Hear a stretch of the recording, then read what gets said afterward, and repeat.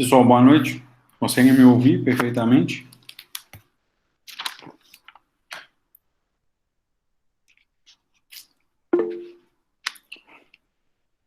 Ótimo. Vamos rapidinho aqui fazer a chamada. Adjane, Aloísio, Álvaro,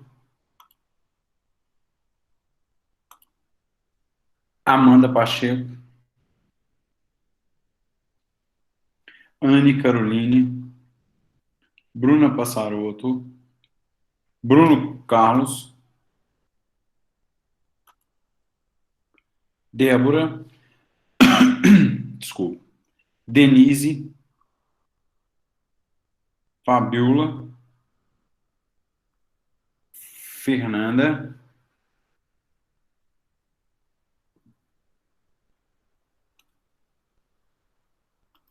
Flávia, Gabriel de Barros,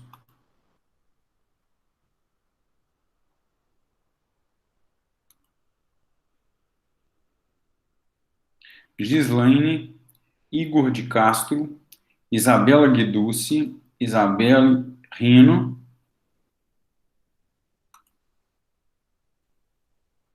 Kelly, Larissa Caputo, Laira, Laís, Leonardo Peluso, Letícia Gomes, Lorena, Mayra, Cristina, Mariana Ferreira,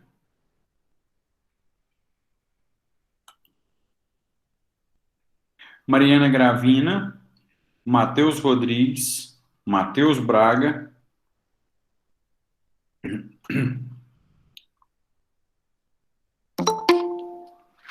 Paloma, Pedro Segueto, Pedro Araújo, Priscila, Rafael Moreira,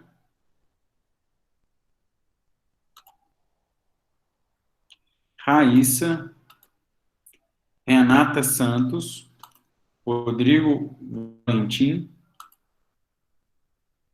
Stephanie, Thales, Thalita, Thaís Marçal, Tiago Arruda, Viviane e Washington.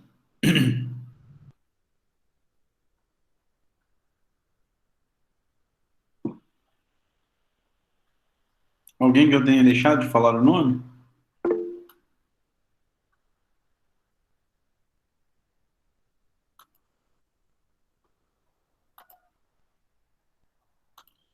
Pessoal, me ajudem aí em qual ponto da matéria eu parei. Comecei a falar da classificação dos recursos, me auxiliem, patamar infraconstitucional, autoridade, erro em procedendo e erro em judicando. Alguém, por gentileza.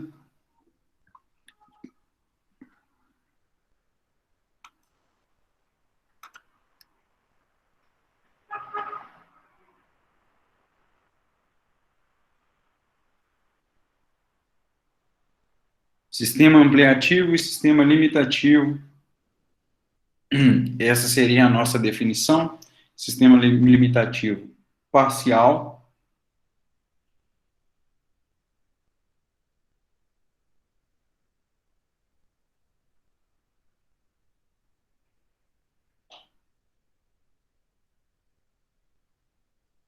Seria...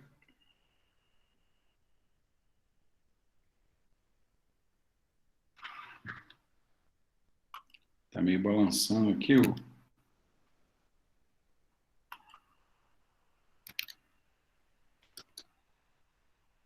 Alguém está com acesso ao computador, pode colocar aí para a gente essa lei.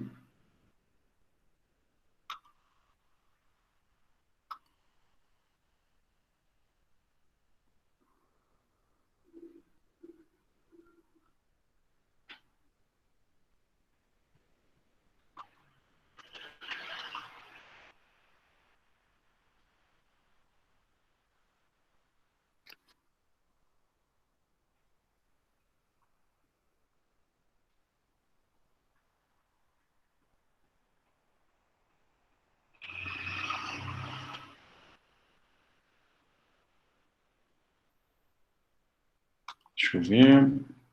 Isso. A Raíssa menciona, mas não explicou o porquê parcial. Esse é um caso que nós já estudamos a constitucionalidade disso. Eu tive um caso recente sobre essa questão do valor de alçada, em que até 2 salários mínimos nós teríamos o valor de alçada e não caberia, por exemplo, recurso dessa sentença, recurso esse que iria apreciar, ia fazer a análise de prova, ok? Então tá aqui, ó. Nenhum recurso caberá da sentença proferida nos dissídios de alçada, ok? Então seria, esse sistema nosso seria o limitativo e, portanto, esse seria a regra. Ok? Tranquilo? Eu, então, encerrei essa parte. Aqui nas minhas anotações, eu começo a falar sobre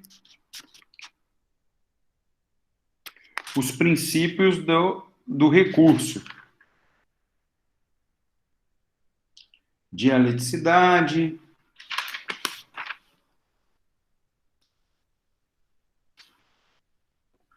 É isso mesmo? Confiram aí. E eu quero utilizar aqui, para quem... Eu já mandei o livro para vocês, já disponibilizei o livro para quem me pediu.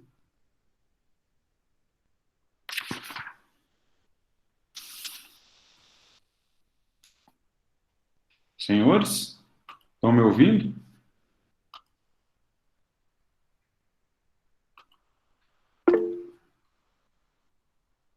Mandei o livro para quem pediu. O Rodrigo, sim, sim, está me ouvindo? Ou sim, mandou o livro? Ouvindo? Beleza. Bom, seguindo aqui a nossa sequência, a gente estuda os princípios recursais. E o primeiro princípio recursal que eu queria conversar com vocês e expor para vocês, ele é um princípio extremamente relevante e é um princípio que muitos alunos, quando eu digo muitos alunos que vão advogar na área trabalhista, têm dificuldade na compreensão desse princípio. É o princípio, e aí eu volto lá no questionamento da Raíssa, do sistema se ampliativo ou limitativo, e se limitativo parcial, e aí a gente pega um gancho nesse princípio, que é o princípio da irrecorribilidade imediata das decisões interlocutórias. Irrecorribilidade imediata das decisões interlocutórias. O que significa isso e por que a gente estuda isso? Veja, não é irrecorrível a decisão interlocutória. Irrecorribilidade. Isso não é irrecorrível a decisão interlocutória. Tem uma palavrinha, que é a palavrinha-chave, irrecorribilidade imediata das decisões interlocutórias. Bom, professor, o que significa isso? Esse princípio com esse nome, esse princípio também recebe o nome da concentração, que nós vamos analisar. De um modo geral, pela própria nomenclatura, o que significa esse princípio? De que há decisões interlocutórias que não cabem recurso naquele momento. Então, isso é importante. Então, não se exerce um efeito devolutivo imediato, mas um efeito devolutivo, e eu estou colocando as palavras-chave, deferido.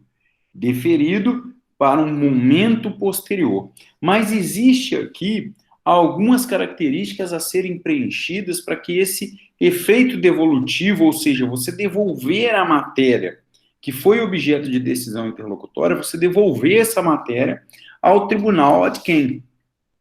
Então, vejam que eu não estou diante de uma decisão irrecorrível, mas sim de um postergar para um momento posterior a devolução dessa matéria que foi objeto dessa decisão interlocutória. Ficou claro esse primeiro momento aqui do que seria essa relação com o efeito devolutivo deferido?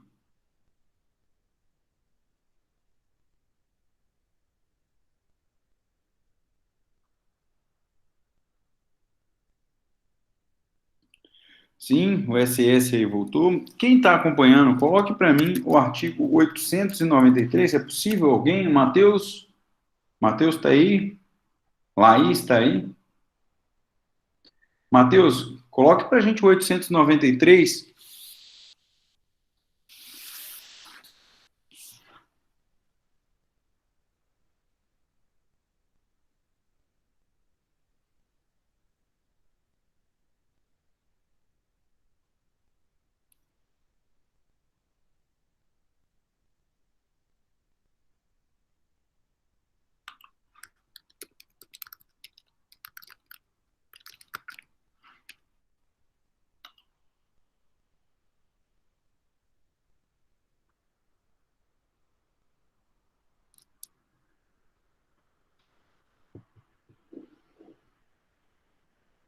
Acho que está faltando, né? Ótimo. Desculpa, que eu não. Para mim aqui. Para nós interessa aqui o parágrafo primeiro. Os incidentes do processo são resolvidos pelo próprio juiz ou tribunal. Preste atenção, pessoal. Grifem isso. Admitindo-se a apreciação do merecimento das decisões interlocutórias somente em recursos da decisão definitiva. O que significa que você... Ah, beleza, Matheus. Você já tinha me alertado sobre isso. O que significa, pessoal? Significa, então, que não, aquela decisão interlocutória ela pode sim ser desafiada por recurso, mas ela vai ser utilizada como uma preliminar do recurso voltado para devolver a matéria de decisão definitiva, ok? Então, não significa uma decisão irrecorrível, significa que ela é irrecorrível de forma imediata. Então, daqui em diante, quando vocês forem mencionar ou quando vocês forem fazer essa afirmação, vocês têm que inserir que há uma irrecorribilidade de decisão interlocutória imediata, ok? Muita atenção quanto a isso. E aqui eu peço também ajuda aí ao pessoal, se eu já disponibilizei no SIGA as súmulas do TST, porque já é objeto de estudo da nossa aula, Matheus, e aí agora eu vi que não cabe tudo, a súmula 214 do TST.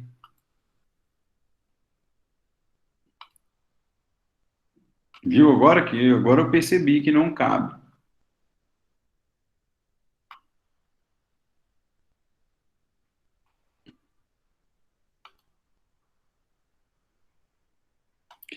Aí, tudo bem? Alguém consegue me dar um retorno aqui? Eu acho que eu já mencionei nessa turma sobre o espírito do login, né? Nós temos 38 alunos e esses 38 já postei, obrigado. Estou achando que tem muito espírito do login, mas tá aí a matéria não tá aí. Obrigado. Aí agora eu vi que vários alunos responderam. Larissa, eu até vou usar, eu estou usando a internet da minha casa para poder o pessoal falar se a minha internet, o meu áudio tá ok.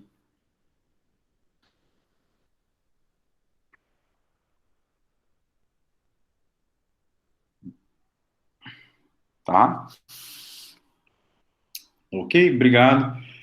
Então, fica aqui essa observação em relação ao, deixa eu colocar aqui, ao princípio da irrecorribilidade imediata de decisão interlocutória.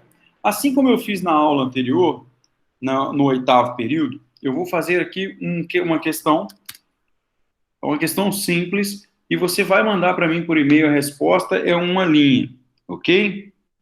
Essa questão, ela é relacionada...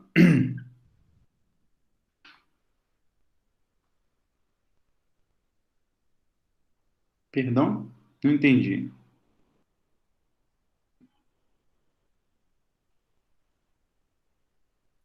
Mandado de segurança? É isso?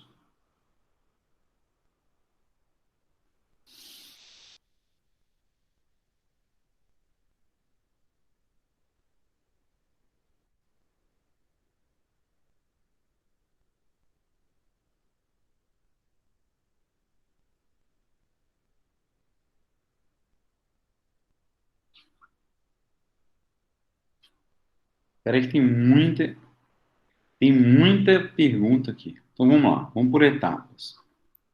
Vamos lá, vou responder primeiro o Matheus.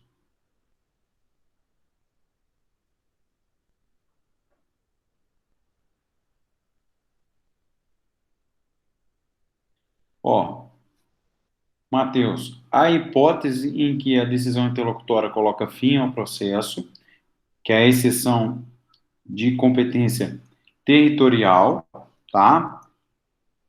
E aí você tem o recurso cabível de decisão definitiva, mesmo que seja uma decisão interlocutória, porque ele sai de uma competência de uma vara do trabalho para outra. Eu acho que você me perguntou o seguinte: professor, nas hipóteses das letras A, B e C, qual seria o recurso em cada uma dessa espécie, já que trata-se de uma exceção à irrecorribilidade imediata? Ok? É essa a pergunta? Isso. Respondi a contento aí, entendeu?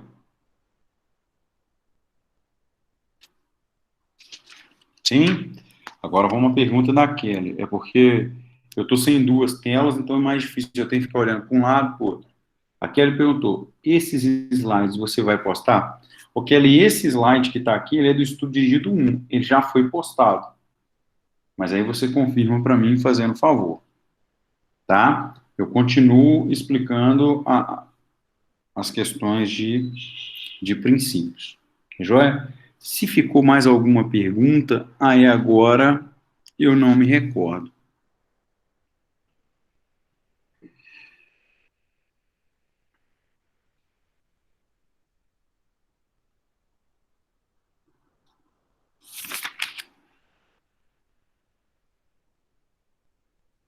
Alguma outra situação? Ok. Bom, encerrado esse primeiro momento, nós falamos do princípio da instrumentalidade das formas. Ok? Pessoal, ficou alguma dúvida com esse princípio de recorribilidade imediata?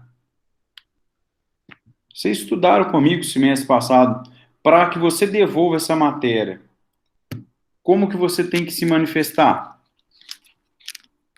de uma decisão interlocutória, para que ela seja preliminar de um recurso de decisão definitiva? Então, vamos lá. Ó,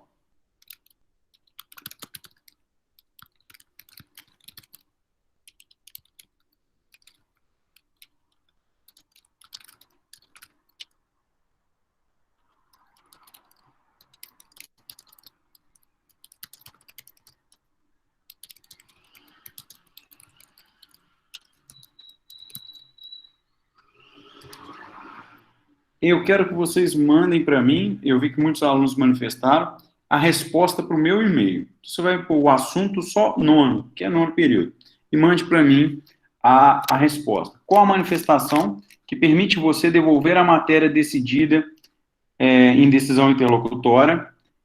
Você devolve isso através de um recurso definitivo. Eu vou, são 9h30, 3, no máximo 5 minutinhos, o tempo de eu ligar o carregador aqui no meu computador, para que vocês respondam para mim por e-mail. Vocês vão mandar para o meu e-mail institucional, ok?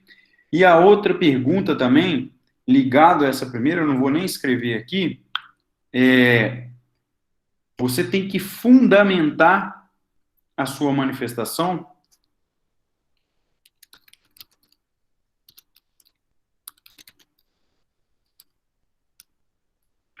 O Isabela Guiducci, eu acho que é esse, ó, bruno.oliveira@unifagoc.edu.br, tá ok? Coisa de 3 minutinhos, você vai mandar lá no assunto nono e vai responder. E se você, ao manifestar dessa forma, você tem que fundamentar ou basta a simples manifestação e a argumentação, a fundamentação deve vir no recurso próprio, no corpo do recurso. Eu quero que vocês me respondam coisa de, no máximo, 3 minutos. Fico aguardando, hein? São 37 pessoas logadas. 37 respostas. Só um instante.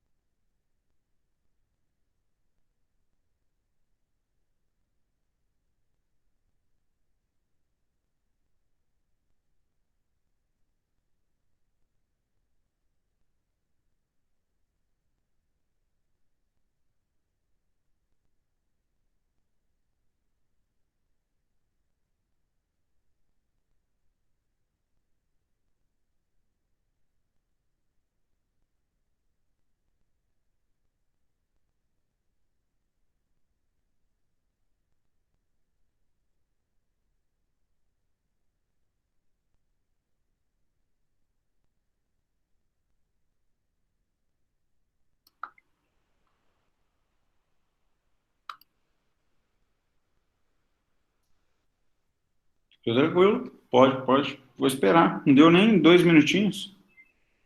Pode fazer lá.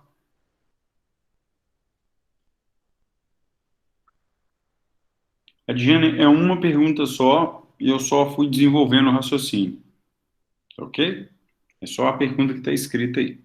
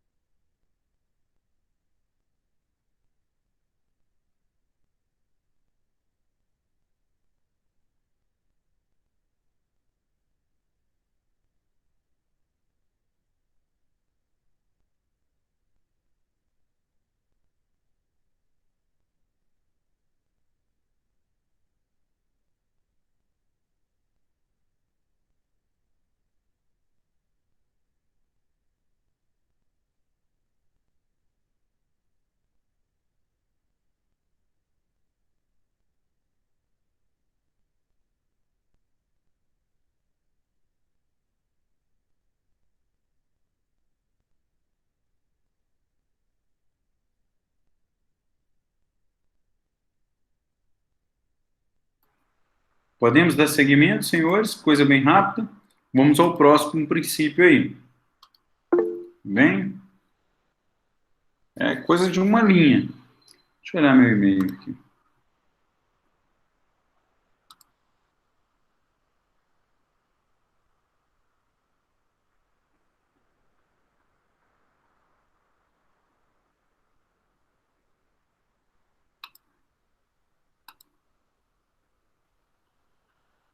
Bastante.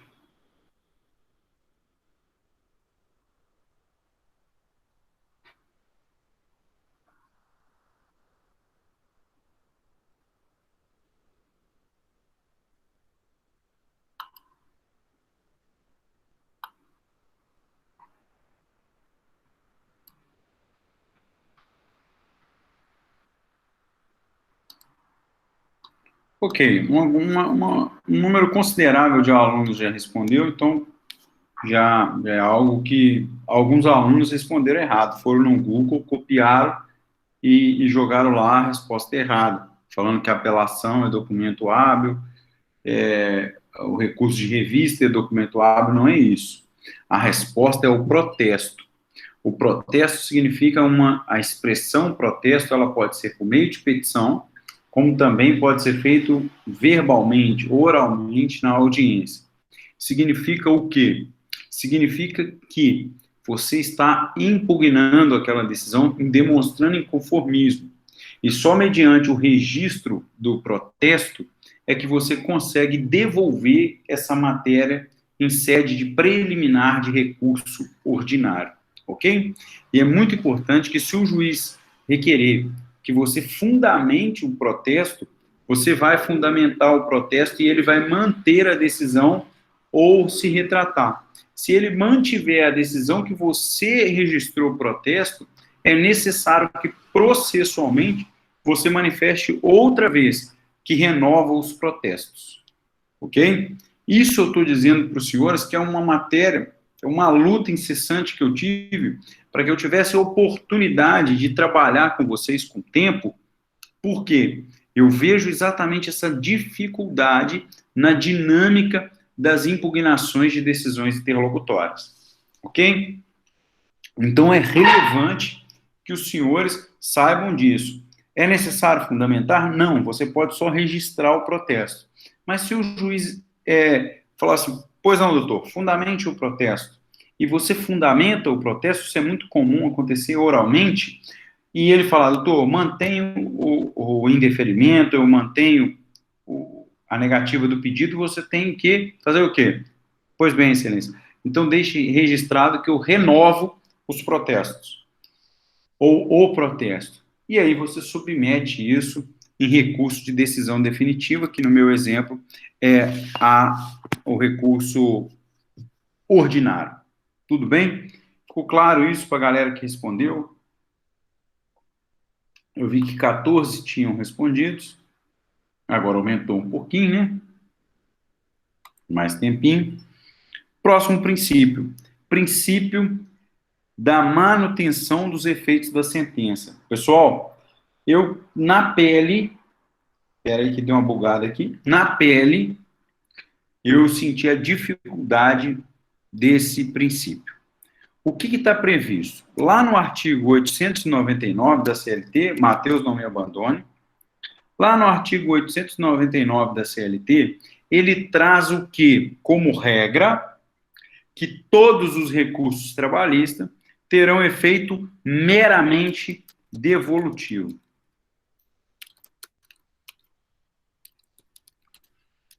Senhores, significa que todos os recursos, por isso que está no rol da teoria geral dos recursos, todos os recursos, via de regra, possuem efeito meramente devolutivo. Então, não há... Ô, Bruno, qual princípio é esse? O princípio da manutenção dos efeitos da sentença. Tá. Quem perguntou, eu só ouço, eu não vejo A mais... Isabela. Ah, Isabela, tá joia.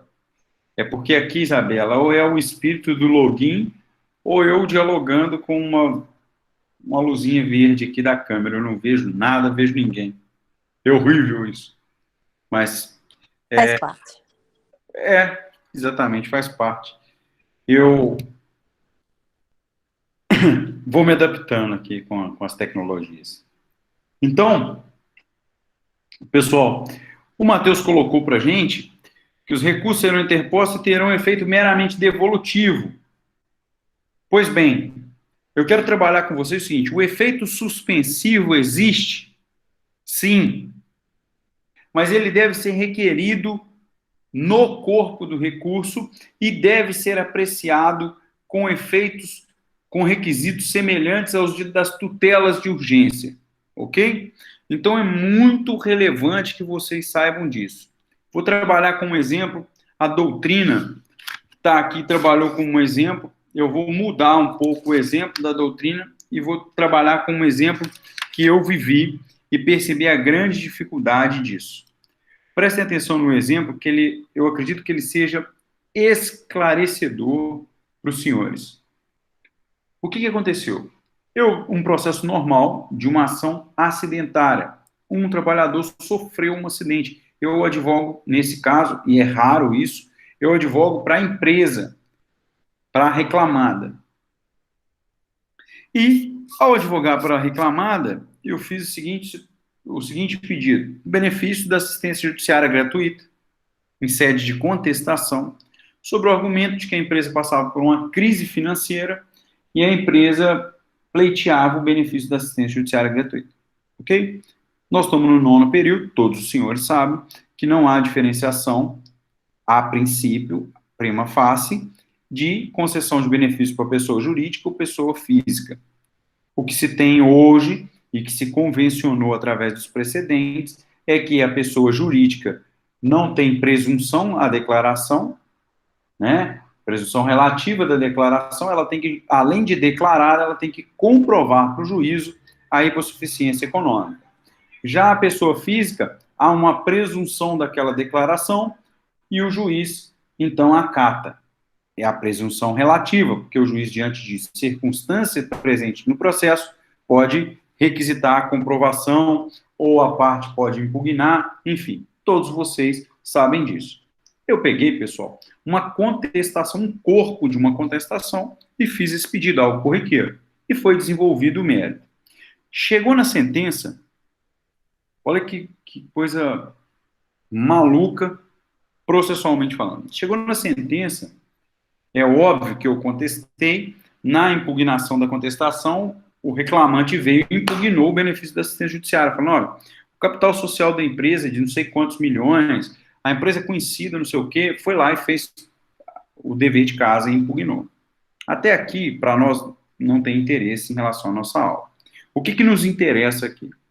Que na sentença, o juiz indeferiu o benefício da assistência judiciária e, de ofício, compreendeu que a minha alegação de crise financeira gerava um temor na efetividade do processo. E, portanto, de ofício, ele determinou o arresto dos bens da empresa até o valor atribuído à causa, que era de 600 mil. Quem está prestando atenção na aula, compreendeu o meu exemplo? O que aconteceu? Então, na sentença, primeiro grau, ele abriu um tópico da sentença e determinou de ofício o arresto, sobre o argumento de que o fundamento do meu pedido de assistência judiciária gerava um temor no juízo da efetividade daquela ação. A dinâmica até agora, eu não expliquei claramente, o Matheus, é porque eu ainda vou explicar a matéria, mas eu queria só um feedback seguinte, nesse ponto da matéria, ainda não fiz a relação com o princípio. Isso, eu quero que vocês me dêem um retorno seguinte, entendeu o caso? Então, chegou para mim uma publicação, eu tenho uma publicação, uma sentença, está aqui, senhores, eu tenho essa sentença, e essa sentença está aqui, tá vendo? Tem aqui a sentença, e eu preciso resolver esse pepino.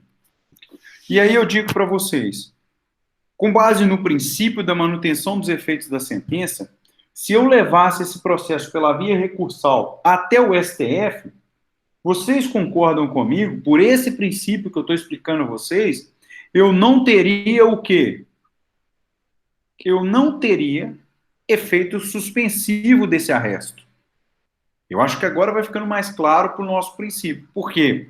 Pelo princípio da manutenção dos efeitos da sentença, o que se privilegiou no processo do trabalho é que as decisões têm um efeito devolutivo, inclusive permitindo a execução provisória. Nós vamos ver aqui embaixo, lá no 897, parágrafo 1º. Então, eu tenho aqui, de um lado, uma decisão, que aí você pode questionar se foi, abusiva, se foi, enfim. Não estou entrando no mérito, estou só apreciando a questão do efeito. Se eu entrar com um recurso ordinário, que é o recurso cabível da decisão de primeiro grau, esse recurso só vai ser recebido no efeito devolutivo. Ou seja, esse processo vai tramitar 1 ano e meio com um arresto do maquinário. Ok? Ficou claro isso? Como que se sai dessa situação? Você sabe, está aqui, ó. Está aqui na doutrina, está aqui do meu lado os precedentes das turmas recursais, está aqui as súmulas do TST aberta. Eu pergunto a vocês, é possível, então, recorrer e pedir um efeito suspensivo de parte dessa sentença? É possível, então, pedir um efeito suspensivo de toda a sentença? O que vocês me dizem sobre a aplicação desse princípio, com as informações que vocês têm? E com esse meu caso concreto, como que vocês, vamos tentar trabalhar com um aspecto mais amplo de todo o direito, como que vocês iriam fazer esse recurso? A cautelar, Igor, eu até concordo com você, mas a cautelar, se fosse uma cautelar de arresto pedida pelo reclamante, não foi o caso, foi de ofício e na sentença. Compreende? Foi de ofício e na sentença. Vamos, eu quero ouvir de vocês como que vocês sairiam disso. Vocês estão no nono. Imagino que vocês estivessem trabalhando comigo lá, o que seria uma honra trabalhar com muitos de vocês. Como que vocês sairiam dessa situação? Eu alterei aqui, mas esse é o ponto da matéria mesmo que nós vamos parar para complementar o material lá, Laís. E como que você pediria esse efeito?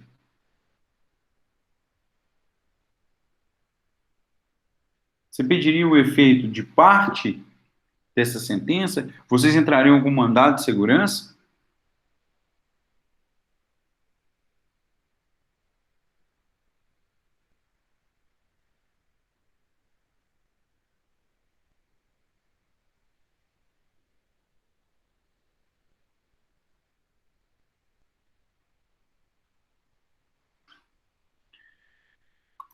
Olha só, vamos lá. Para os demais alunos e para a Laís que sugeriu. A sentença, ela é estruturada em capítulos. Isso é muito relevante. E eu estou dando esse exemplo aqui, não que eu tenha acertado o recurso. Depois, lá no final da aula, eu vou contar para vocês o que eu fiz, depois o que foi feito novamente, até que caísse essa decisão. Mas vamos lá, aqui. A sentença, ela é estruturada em capítulos, ok?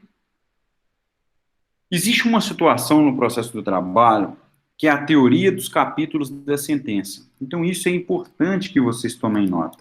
Teoria dos capítulos da sentença. Eu coloco aqui para vocês. O que significa essa teoria dos capítulos da sentença? Primeira coisa, se você não recorrer de determinado capítulo da sentença, automaticamente aquele capítulo transitou em julgado. Com uma observação, senhores, de que aquele capítulo tem que ser independente. Não pode haver um julgamento de um capítulo que interfira no outro. Ok? Por exemplo, eu tenho um capítulo que julga a declaração de vínculo empregatício e o outro capítulo que julga a hora extra. É óbvio que um capítulo está relacionado ao outro. Se eu não recorro de um capítulo que não tem relação com os demais, automaticamente ele transita em julgado.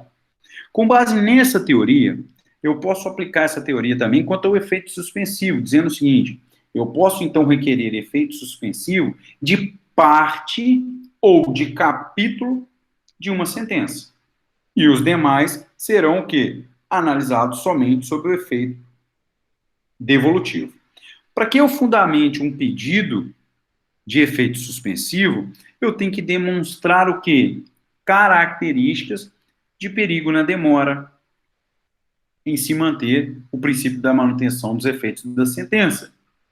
Risco à atividade empresarial, no meu exemplo.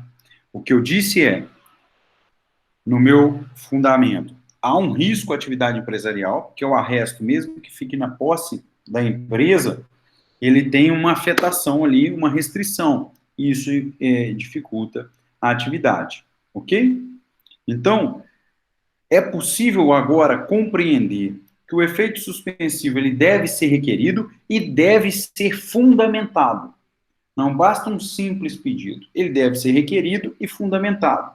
E ele será apreciado, pode-se solicitar ou requerer ao tribunal ad quem efeito suspensivo de toda a sentença, como também você pode pedir o quê? O efeito suspensivo de capítulos da sentença.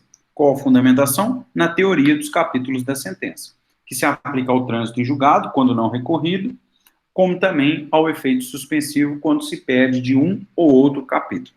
Ok? Espero que tenha ficado claro para a gente já pegar um gancho aqui no efeito devolutivo em extensão e em profundidade. Ficou claro isso, senhores? Por gentileza, me respondam.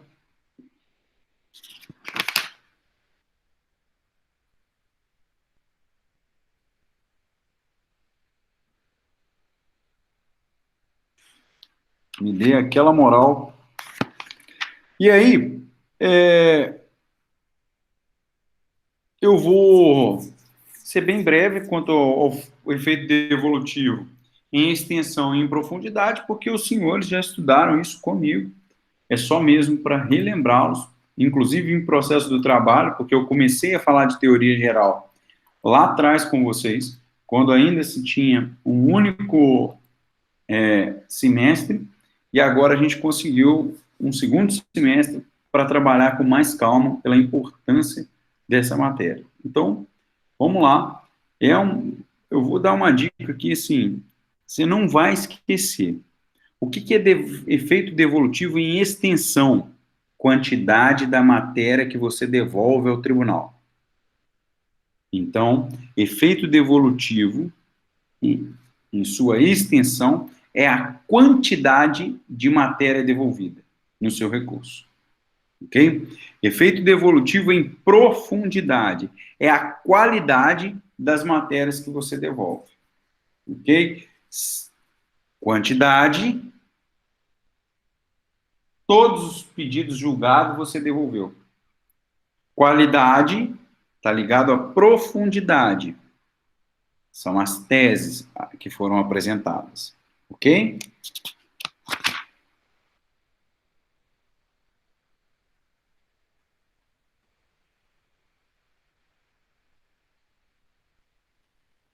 Ficou claro? Não vi ninguém respondendo aí.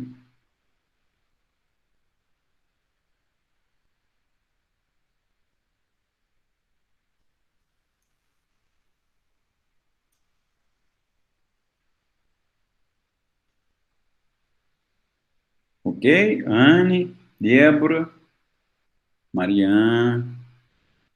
E aí, seguindo, efeito translativo. O que é o efeito translativo, pessoal? Efeito translativo, professor, e efeito substitutivo. Todos vocês já sabem o que é um efeito translativo e um efeito substitutivo, e eu vou cobrar isso em prova, hein? Não esqueçam de analisar as súmulas.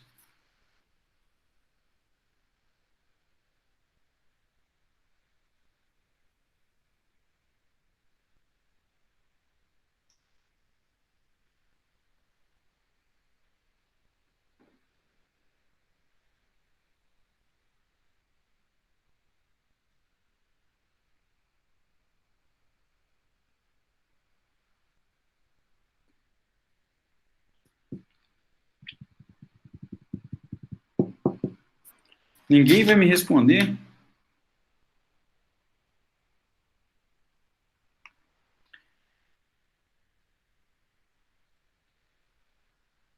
E qual é o Rodrigo, seguindo a dica aí da Adjane, vou ler aqui, o Igor coloca, tribunal analisa algo além do recurso, Acredito, Rodrigo, que seja algo além do que foi devolvido pelo recurso. E aí vem o Rodrigo, o Igor diz isso, vem o Rodrigo Silva e diz, olha, o efeito translativo é a capacidade de avaliar a matéria que não foi objeto de recurso. Conhecimento de ofício de matéria de ordem pública coloca a Laís já trabalhando com uma hipótese. Eu quero mencionar para vocês que o efeito translativo é muito próximo do efeito devolutivo. A diferença é o seguinte, aquela matéria que houve o traslado, ela vem de ofício, ela não veio com um recurso igual ao efeito devolutivo. Assim, as colocações do Rodrigo Silva, do Igor Castro, estão corretas, mas ela tem 3 requisitos para se configurar e a Laís já colocou um deles. Então, vamos lá. Tem que ser questões que possam ser conhecidas de ofício, senhores, ou matéria de ordem pública, como colocou a Laís. Omissão da sentença, e aqui interessante, a omissão da sentença não foi objeto de embargo de declaração, e, portanto, o tribunal, perdão, pode manifestar dessa matéria, tá ok? E todas as teses e todos os fundamentos apresentados no processo, mas que não foram adotados pela sentença. Então, vou repetir os 3. Ordem pública, né, reconhecida de ofício, omissão da sentença da apreciação e as teses fundamentadas no processo e não adotadas pela sentença. E aqui eu quero fazer uma observação em relação ao artigo 93, inciso 10, ou 10, da Constituição Federal. Confira para mim se é a questão do fundamento de toda decisão judicial. A sentença, ela não precisa acatar ou rechaçar todas as teses apresentadas no processo. O fato da sentença do magistrado adotar uma única tese e fundamentar essa tese não precisa ser a tese adotada pelo autor e muito menos pelo réu. Pode ser uma tese, mas que foi fundamentada. Não significa que essa sentença sofra de vício quanto à sua fundamentação, tá? Então, o juiz ele não está obrigado a analisar e fundamentar todas as teses do processo, inclusive aquelas que ele adota, aquelas que ele não adota. Com base nessa afirmação, você tem a configuração do efeito translativo. Vamos supor que o autor trouxe 2 teses e o réu trouxe 3 teses. O juiz, então, adotou uma das teses do réu. Vejam que ficaram várias teses sem fundamento, que a sentença não apreciou. Essa sentença padece de vício? Não. Mas pelo efeito translativo, as outras teses já existentes nos autos, que não foram objeto da sentença, podem ser apreciadas através do efeito translativo. Ok? E isso não viola a congruência. Ou seja, o tribunal não vai estar julgando extra, ultra ou citra petita. Ok? Importante. Ficou claro isso do efeito translativo? Aqueles alunos que a matéria e o espírito do login coincidem? Mais uma súmula para os senhores que eu deixei anotado aqui. Súmula 393.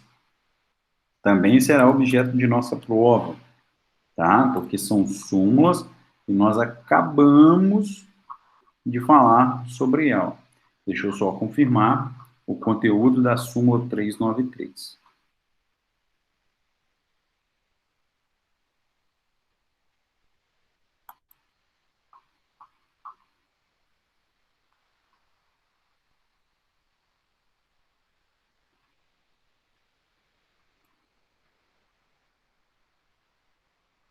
Isso aí, súmula 393. Também é uma súmula que trata para nós aí dessa questão.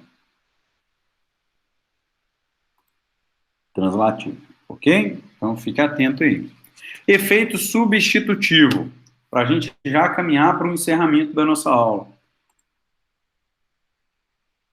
Vamos lá? Efeito substitutivo. Ânimo. Isabela Guiduz, Flávia, Gabriel, Kelly. Só tá o espírito aí? Isabelle, Leonardo Peluso, Débora Ferraz, Fabiola, Cristina, Bruna, cadê a galera aí? Aloísio, Brunão tá aí. Tiago Silva, Thalita, Thales. O Thales que é vascaíno, né? Estão ligados aí. Então vamos lá. O que é efeito substitutivo? Meus queridos alunos, galera que... O Thales eu vou dar um desconto porque ele tá na mesma vibe que eu, então... É vascaíno igual eu, então... Enfim, vou relevar. Beleza, Thales. Pode ficar aí só logado, porque ano difícil, ano difícil. Bom, vamos seguir firme e forte aqui. Efeito substitutivo. O que significa o efeito substitutivo?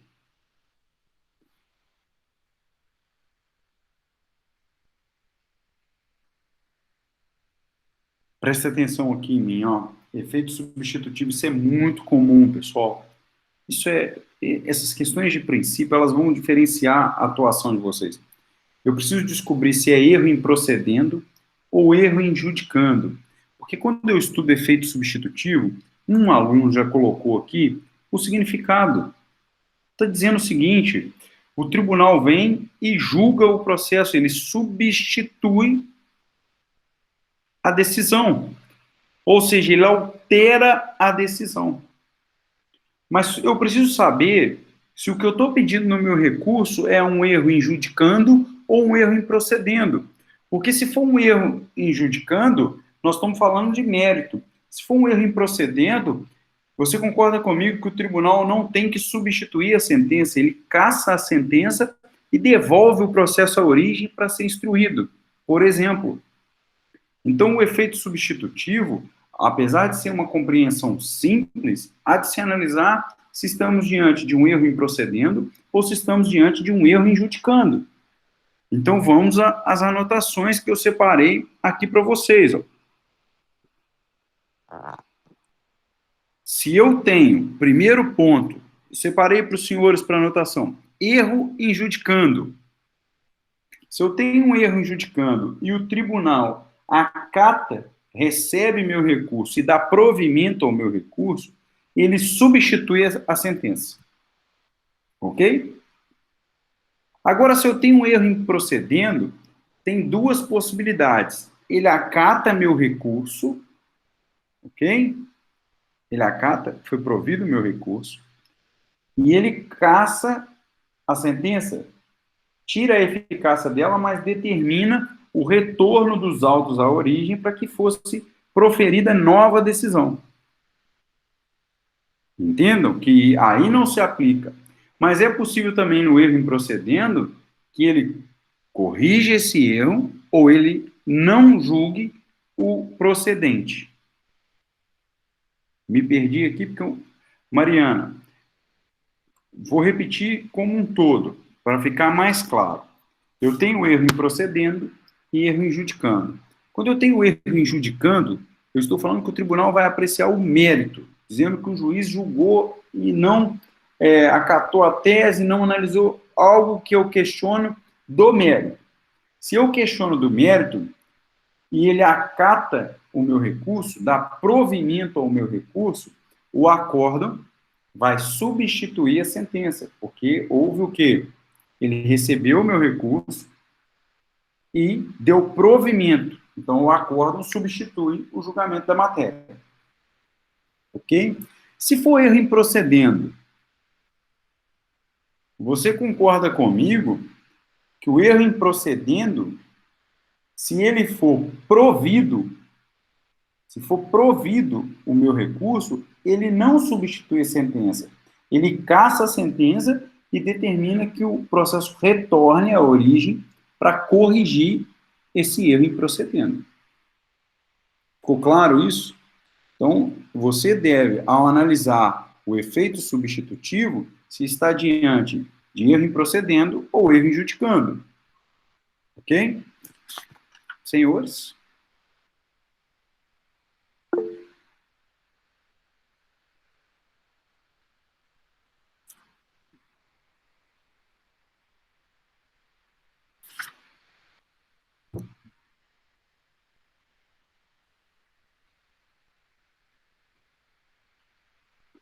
Se todo mundo compreendeu, eu vou mencionar aqui também no material quais são as possibilidades do efeito substitutivo para vocês tomarem nota.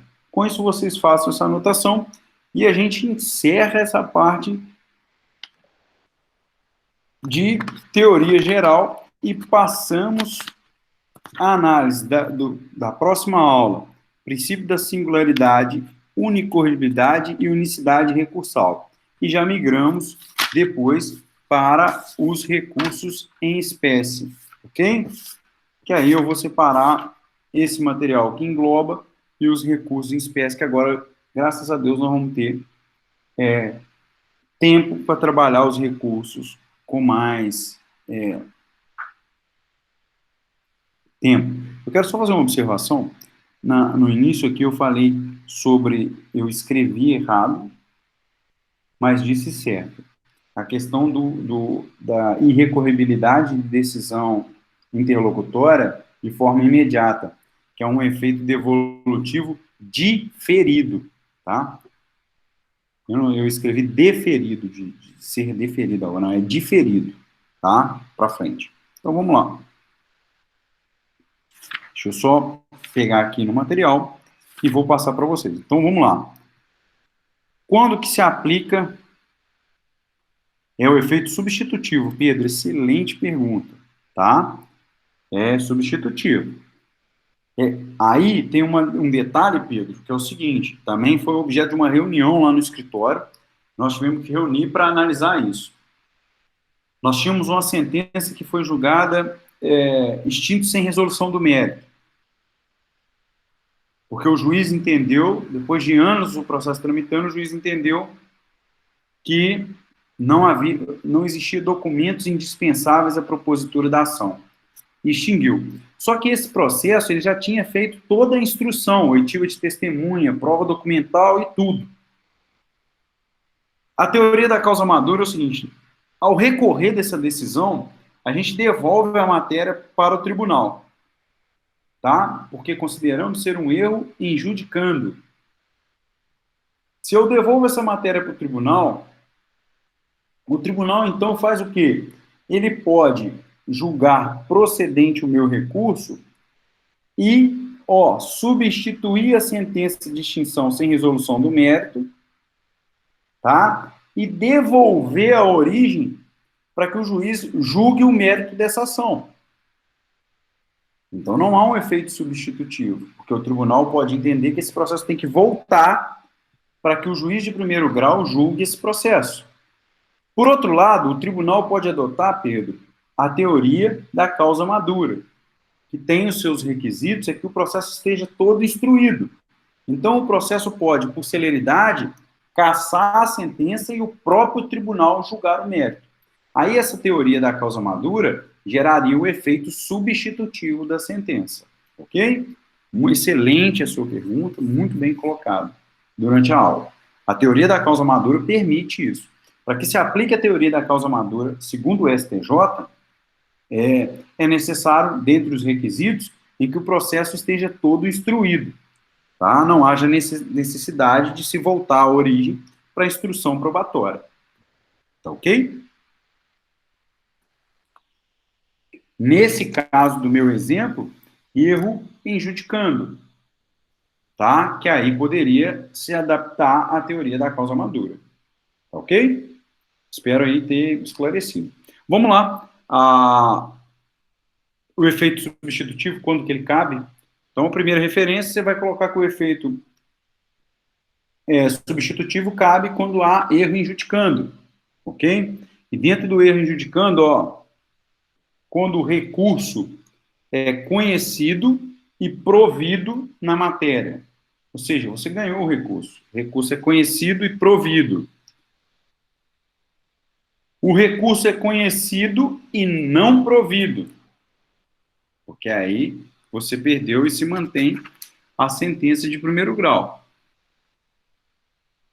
pelos próprios fundamentos ou pelo mesmo fundamento. Erro injudicando Laís, quando o recurso, em ambos os casos, o recurso é recebido, né? Óbvio. No primeiro caso, se o recurso é recebido e provido, substitui a sentença.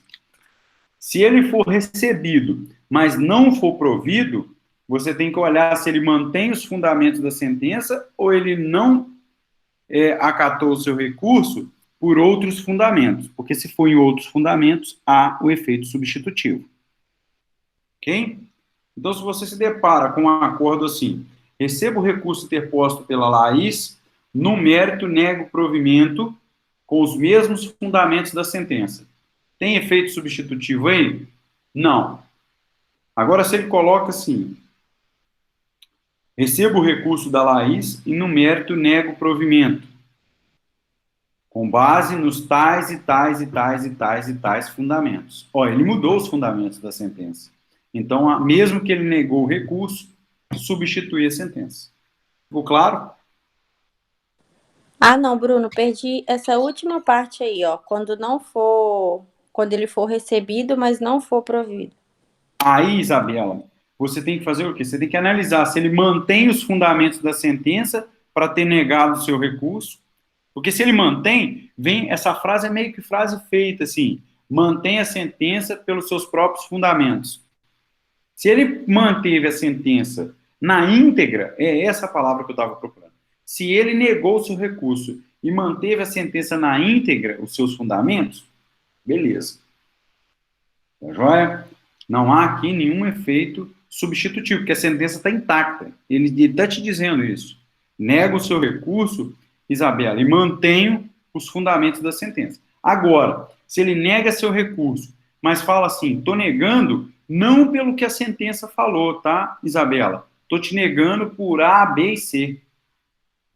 Por exemplo, estou acatando prescrição. A sentença não falou nisso, mas eu estou aqui, ó, tribunal, acatando a prescrição. Ok? Isso, mesmo que ele negou o recurso, gerou um efeito substitutivo da sentença. Porque, mesmo ele mantendo o resultado final, que é a improcedência, ele muda os fundamentos da improcedência. Então, o acórdão substitui a sentença nos fundamentos. Ficou mais claro agora? Aham, agora eu entendi, obrigada. Ótimo. Laís ainda ficou sem. Tá ok? Senhores, tudo ok aí? Mais alguma dúvida a respeito disso?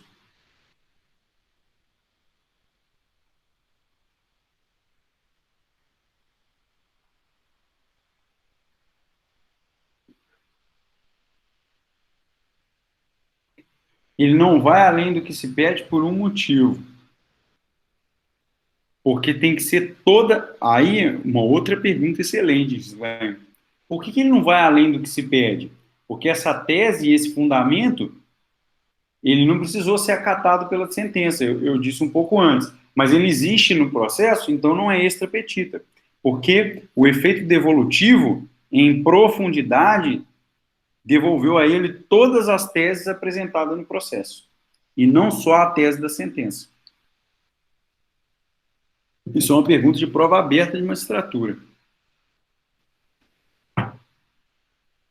Entendeu? Que se a tese está lá, mesmo que a sentença não acatou, o tribunal pode acatar para negar. Tá joia? Pessoal, dúvidas, sugestões, receita de bolo?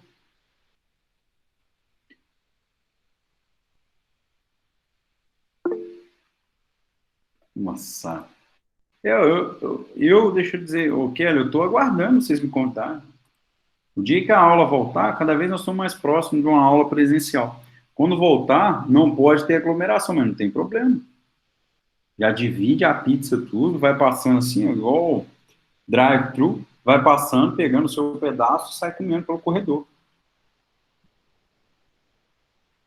Isabelle, crise financeira na advocacia. O professor está Você não tem noção de quanto custa uma lata de Aptamil. Eu não vou ter que aproveitar que eu estou sozinho em casa, eu posso converter quantos chopp, pecado, né? Mas quantos chopp é uma lata de Aptamil? É caro, viu? Aquele choppzinho lá do barril, né? É caro. Eu descobri agora, Isabela, eu descobri agora que tem a galera aí, os meninos aí, a Pitamil é igual um motor de carro. Tem a Pitamil 1.6 Turbo, RS, é, Infinito. Tem a Pitamil, a Pitamil é igual o motor, é igual você comprar um carro. Você olha o carro, assim, esse aqui é 2.0, esse aqui é 1.8. Tem uma Pitamil assim. Matheus, essa pergunta sua é uma pergunta capciosa. Farelo de aveia é covardia, né? Mas, enfim, antigamente era assim, era maisena. Agora não, agora é. Depois eu vou olhar a lata, vou tirar uma foto da lata e colocar. Tem um, dois, três, é, Pro Futuro, Pro Futura. Aí faz uma lata, assim, dá até medo de você pegar a lata toda fluorescente, aumenta R$ 10. Aí você lê na fórmula igual uma da outra. Você fala, mas só embalagem? É isso aí. Tranquilo? Pessoal, tirando a brincadeira, deixo aberto aqui para pergunta. Alguém tiver alguma dúvida, alguma sugestão? Tem mais gasto com design, é só design. Eu tive a curiosidade de pegar as duas latas, a antiga e a nova, e comparar. E o cara da farmácia vem entregar aqui, o cara já é meu brother. O cara já chega assim e fala, e aí, doutor, tudo bem? Como é que tá as coisas? E só de capacete. Eu não o conheço, mas ele me conhece, entendeu? É sempre o mesmo cara. Ele sempre tá de capacete, né? Porque aí já evita usar a máscara. Aí o cara tá de capacete. O tribunal fica vinculado às teses apresentadas no processo, Matheus, exceto naqueles casos do efeito translativo. Tá? O efeito translativo não, mas o efeito substitutivo sim. Tá joia? Mais alguma pergunta, senhores? Tudo sossegado? Pessoal aí? Então, eu vou me despedindo. Se tiver faltando algum material, alguma coisa que eu tenha esquecido de postar, estou à disposição de vocês, tá bom? No mais, boa noite.